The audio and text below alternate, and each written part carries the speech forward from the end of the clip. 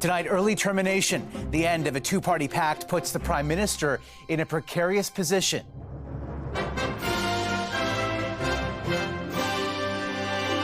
The sudden split. Today, I notified the Prime Minister that I've ripped up the supply and confidence agreement. And the prospect of an early election. Breathing room for borrowers. A rate cut has Canadians thinking about their next move. It's definitely looking into the right direction.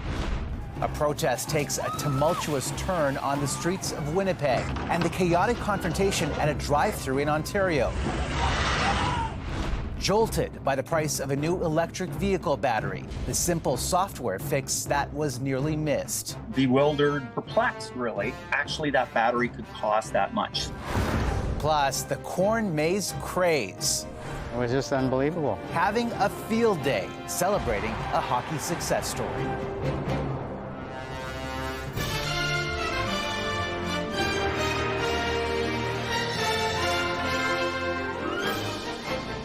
CTV National News with Omar Sachedina.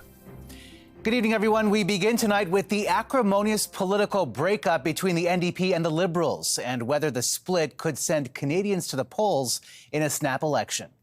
In a video posted on social media today, Jagmeet Singh said the Prime Minister and his minority government are, quote, too weak and selfish. Late tonight, Justin Trudeau and the Liberal Party sent an email to supporters using the news to fundraise and accusing Singh of, quote, abandoning progressive policies. The deal was supposed to last until next June, but now that it's dead, what does it mean? CTV's Judy Trin explains. I've ripped up the supply and confidence agreement. Justin Trudeau has proven again and again he will always cave to corporate greed. Jagmeet Singh is pulling the plug on propping up the Liberals 10 months before the deal was supposed to expire. That means the NDP will no longer provide blanket support for the minority government on confidence votes, leaving the Prime Minister on shaky ground. I am not focused on politics. I'll let other parties focus on politics. I'm focused on actually delivering the things that Canadians told me this summer they need. Since signing the supply and confidence agreement in 2022, the NDP has pushed the Liberals to create a national dental care program, partial pharmacare, and enshrined $10 a day childcare into law. Jagmeet Singh's personal numbers haven't materially moved over the course of this parliamentary arrangement. So, yeah, maybe it's a moral victory from a policy perspective, but it sure ain't a political victory. Polls show the Conservatives continue to soar while the New Democrats are falling further behind the stalling Liberals. The Liberals have let people down. They don't deserve another chance. 2 upcoming by-elections will test if the gamble pays off. In Winnipeg and Montreal, NDP candidates were facing constant questions from constituents about backing the Liberals. The NDP say they decided to break the deal before Pierre Poilievre called them out last week. The Conservatives plan to challenge Singh's resolve when Parliament resumes.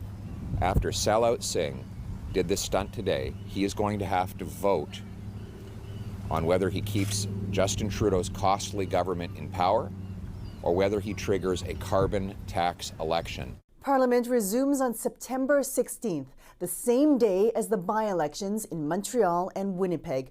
Not only will they be seen as a referendum on Justin Trudeau, they'll also be seen as a test of Jagmeet Singh's leadership as well. Omar. All right, Judy, thank you. Let's bring in CTV's chief political correspondent, Vashy Capello. Vashy, walk us through Jagmeet Singh's political motivation for making this declaration now. What's in it for him? One word, Omar, distance. He wants to create as much distance between himself and the Prime Minister as possible in the lead up to those by-elections that Judy talked about, just the 2 weeks that are left, but more importantly and more significantly for him in the lead up to the next federal election. What's going to be really interesting to watch, though, is how he navigates doing that in Parliament, because he's going to be facing guaranteed various confidence motions, and he's going to have to decide on a case-by-case basis. Does he do what he said in his video today and sort of match his actions with his words, calling the government weak and selfish, or does he vote in line with the government as he has been and create an even harder line to toe going forward? That's what I'm going to be watching for. Something a lot of people will be watching when the House resumes. The move, certainly a blow for the Liberal minority government, pushing the Prime Minister to make new alliances. What's Justin Trudeau's game plan now? Well, everyone I talked to in and around the Prime Minister and in the Liberals had no idea, Omar, that this was coming. So they're stunned right now. I don't think they have a game plan at this point, but they do have some options ahead of them, including bringing in a confidence motion themselves, calling the NDP's bluff as they did back in 2021. I'm told that's up for a possibility. That's up for a discussion. But right now they're going to have to navigate a very different parliament, a very different political climate. There could be an election way sooner than later. And given their electoral fortunes right now, that's not great news for them. Omar? All right, Vashy, thank you. The Bank of Canada lowered its key interest rate again today, a moderate cut of 25 basis points. Many are now looking ahead to the final 2 rate cuts of the year, next month and in December, to see if the central bank takes a more aggressive approach. CTV's Mike LeCouture reports.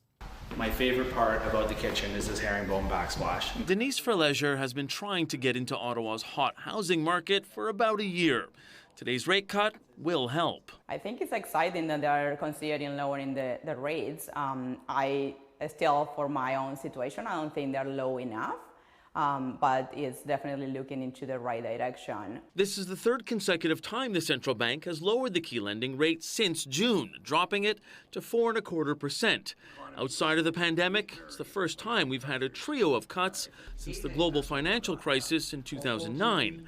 Tiff Macklem says while overall inflation is easing, on average, Canadians are spending a quarter of their income on housing. It's going to be very hard to get to 2% inflation when a quarter of your basket, a necessity, is running that high. So we're going to need to see some further easing. Canada's unemployment rate rose to 6.4% over the summer, helping to get inflation closer to the 2% target the bank wants to hit. If you look at it on a 3-month average basis, the unemployment rate has moved up. But again, this reflects the fact that we've had such a significant increase in our labor force. While some economists say the last 2 rate cuts did little to kickstart the housing market, realtors expect this cut to give the market a slight bump. I think that may be a little more feverish than it would have been, but going forward, it's going to be a good thing for the demand side. The governor of the central bank says a 0.5 percentage point cut was discussed before settling on 1/4, but he hasn't ruled it out for the next time they make a decision in October. Omar? All right, Mike, thank you. And joining us now is BNN Bloomberg's Amanda Lang. Amanda, we've seen these cascading cuts over the past few months, and a lot of people are wondering how low the rate will go and how long it will take to get there. The rate cut today, of course, was no surprise. A weak economy and also inflation that has been cooling meant that it was sort of baked in. And the central bank confirmed that rates are going to continue to go lower. The question, of course, is, as you say, when do they get, where they're going to get? And on that, the bank really is still being cautious. It's basically saying it's going to wait for the data to come in. Just as when rates go up, it takes a time for the rate cut to work its way through the economy. There will be some immediate benefit, of course, to people who are pricing their credit off of that immediate rate. But for things like the housing market, it can take a little bit more time. And one thing the bank does seem to be sure about, it does not want Canadians making decisions based on rates they think might happen. A lot can change. They want us to wait and see what the rates actually are, Omar, before we get out there and make any big decisions. All right, Amanda, thank you. 2 terrifying and apparently random attacks in downtown Vancouver during the morning commute have left 1 man dead and another with a gruesome injury. Police swarmed the area and made an arrest with the help of a 911 caller and a drone. CTV's BC Bureau Chief Andrew Johnson reports.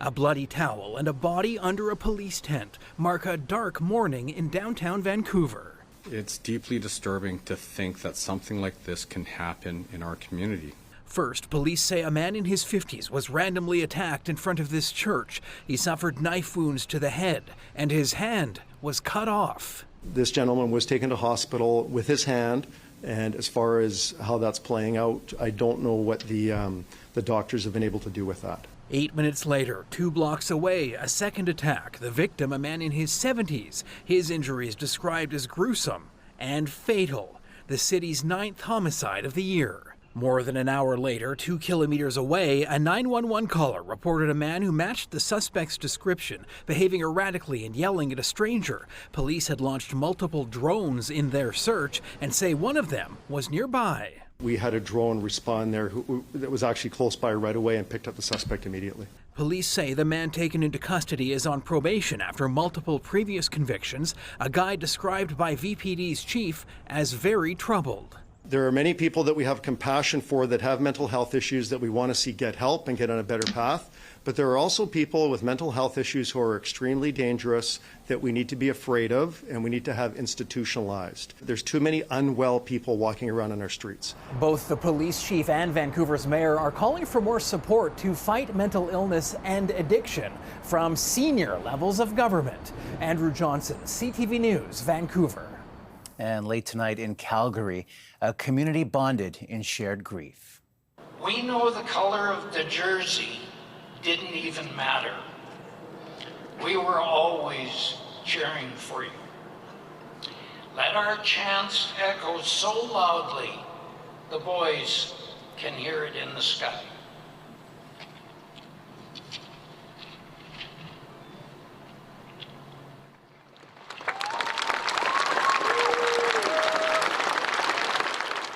A powerful candlelight vigil honoring former NHLer Johnny Gaudreau and his brother Matthew, killed last week in New Jersey. They were struck by a suspected impaired driver while riding bicycles the night before their sister's wedding. CTV's Kathy Lee is outside the Saddle Dome Arena tonight. And Kathy, it's all just so heartbreaking. Matthew's wife, who is pregnant with the couple's first child, posting just a few days ago that she will keep going for him and their unborn son. How are the two men being remembered tonight? Omar, they're being remembered as more than just two people who played amazing hockey. This vigil tonight, incredibly emotional, as you can imagine. It's over now. However, there are lots of fans that are still standing around, looking at the memorial, looking at the mementos that have been dropped off here for Johnny and his brother Matthew. You know, tonight there were lots of tears, of course, because of how tragic this all is. But there were also a lot of laughs because members of the Flames organization shared some really great stories about Johnny Gaudreau off the ice, how he liked to be comfy all the time in sweats. He liked to play soccer. He loved pasta, things like that. And, you know, you could hear in the clip earlier that the audience erupted in laughter. So it wasn't just all somber. There was levity tonight as well, which I think is important for this community because of how important Johnny Gaudreau was to Calgary, and he still is. This vigil is going to be here for 13 days, a nod to the number 13 on his jersey. Back to you, Omar. A sea of tributes there behind you. Such devastating losses. All right, Kathy, thank you for this tonight. The grief was also shared south of the border tonight. His most recent team, the Columbus Blue Jackets, also held a candlelight vigil for their former star.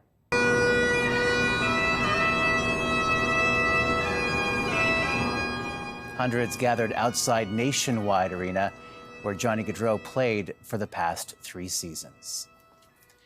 A demonstration took a dangerous turn on the streets of Winnipeg. The driver of this car plowed through protesters blocking an intersection and also hit a cyclist before being swarmed. I was hit by the car. I stepped out of the way before he could do any more damage. The cyclist says her bike was run over as the driver sped away, but the car was quickly stopped by protesters who jumped on top of the car, smashing in the windshield, trying to grab the driver. Others intervened, breaking up the confrontation before police arrived. Protesters were demanding answers in the death of a woman fatally struck by a police cruiser at a homeless encampment earlier this week.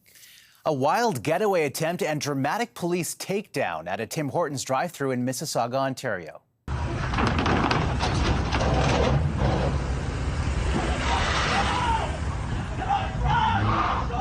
Shocking surveillance video shows police pointing a gun at a suspect in a stolen Ford Bronco trying to escape. You can see the Bronco mounting the cruiser.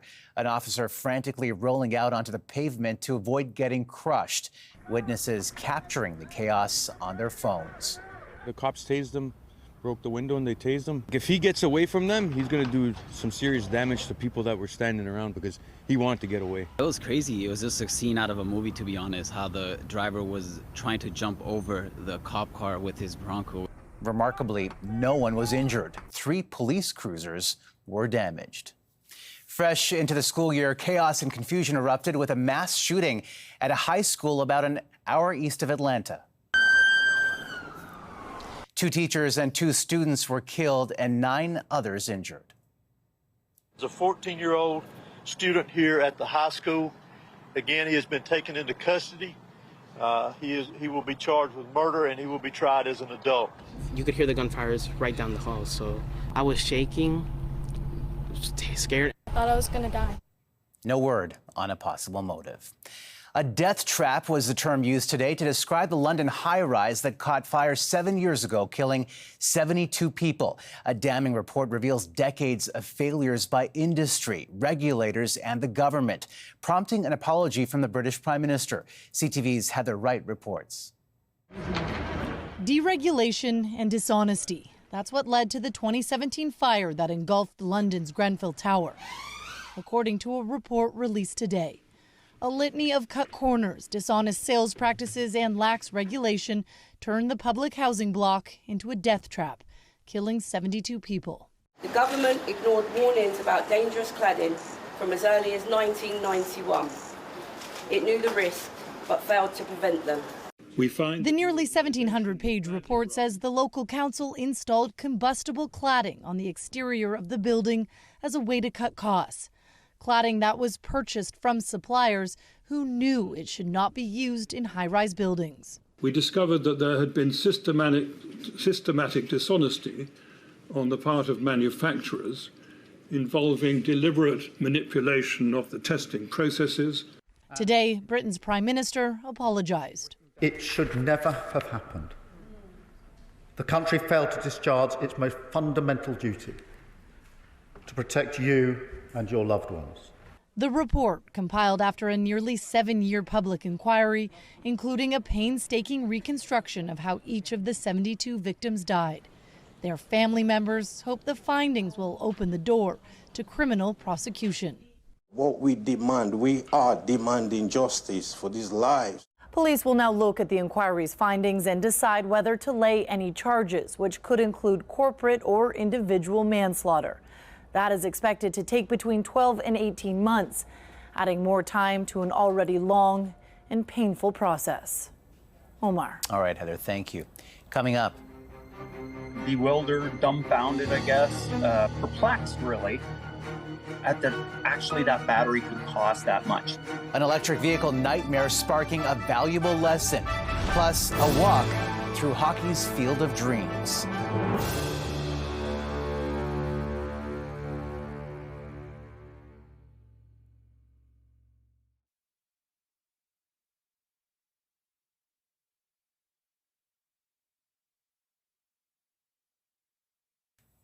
As more Canadians consider moving to electric vehicles, new questions tonight about dealerships and their abilities to repair EVs. One Ontario man was shocked to find the price tag of replacing his battery was more than the car itself. A far cheaper fix wasn't even offered to him until CTV's Pat Foran stepped in. They call me and say it needs a battery. Charles Jackal of Orangeville bought a used 2018 Chevy Volt Hybrid 3 years ago. At 161,000 kilometers, it was just outside of warranty when it quit working. The car right now is a paperweight. It's been sitting at that dealership since December. Jackal paid $20,000 for the car and was shocked to be told replacing the battery will cost him over $33,000. I actually felt sick. Because at that point in time, I was bewildered, dumbfounded, I guess, perplexed, really, at that actually that battery could cost that much. The battery's heavier, but you don't have an engine up front. True.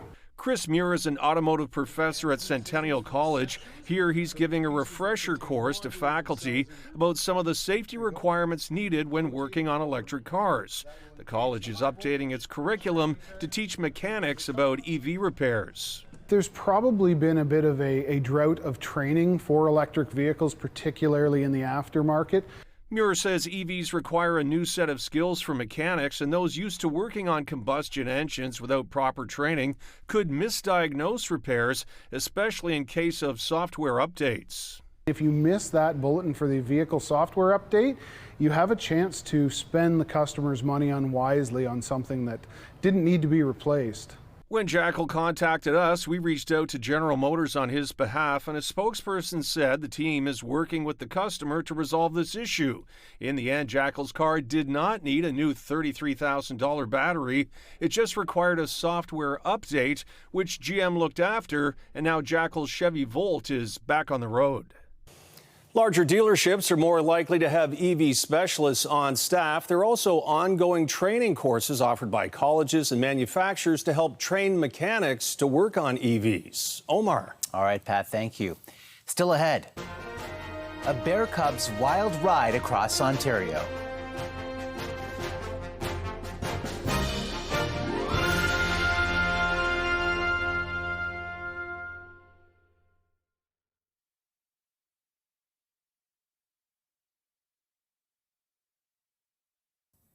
A wild road trip for two men and a black bear cub is prompting a warning from wildlife officials. The men found the bear on the road in northern Ontario and thought it was injured, so they drove it back home with them to Windsor, 10 hours away. Police got involved and called a local wildlife rescue group. The bear was quite lethargic, very scared. I should mention he was fed Taco Bell, so I'm sure his innards weren't feeling so great neither. And he was just really stressed. The bear is doing well and has been returned up north. Officials are reminding people to seek help if they find an injured animal and not to take it for a ride. After the break, a hockey corn maze celebrating an amazing accomplishment.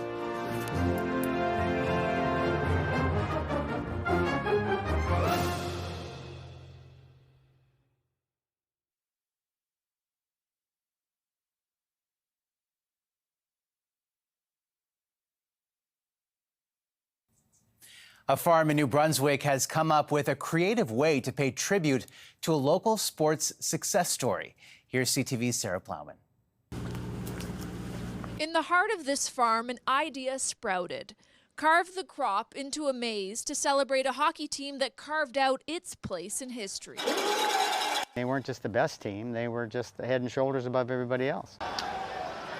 Last season, the University of New Brunswick men's hockey team went undefeated all year. When they hoisted the cup, it planted the seed for the Hunter brothers to use their 6 acres to crown the champions in a canvas of corn. They won every game and they weren't scored upon. I mean, it was just unbelievable. From above, you can see the UNB Reds' 43-0 record, their University Cup, and the head coach who led them and has retired from the team, Gardner McDougall. Did a great job. Even Coach Mac's mustache was done up pretty nice. So it all takes planning and imagination, and here it's tradition. For 24 years, the Hunter brothers have transformed their plot to celebrate Canadian icons like Gordon Lightfoot and Stan Rogers and Terry Fox. Taking out the corn is the trickiest part, and the more detail you have, the trickier it becomes. You'll likely not get lost, but you may have to turn around. Scattered throughout, there are 10 trivia questions about the team. It makes it more interesting. To the Reds, it all captures a hockey highlight. You know, opening social media yesterday and seeing that was a surprise, but something that we were all pretty excited about. A victory lap to wander through. Sarah Plowman, CTV News, Florenceville, Bristol, New Brunswick. It looks pretty great. That's a snapshot of this Wednesday for all of us at CTV National News. Thank you for watching. Good night and see you tomorrow.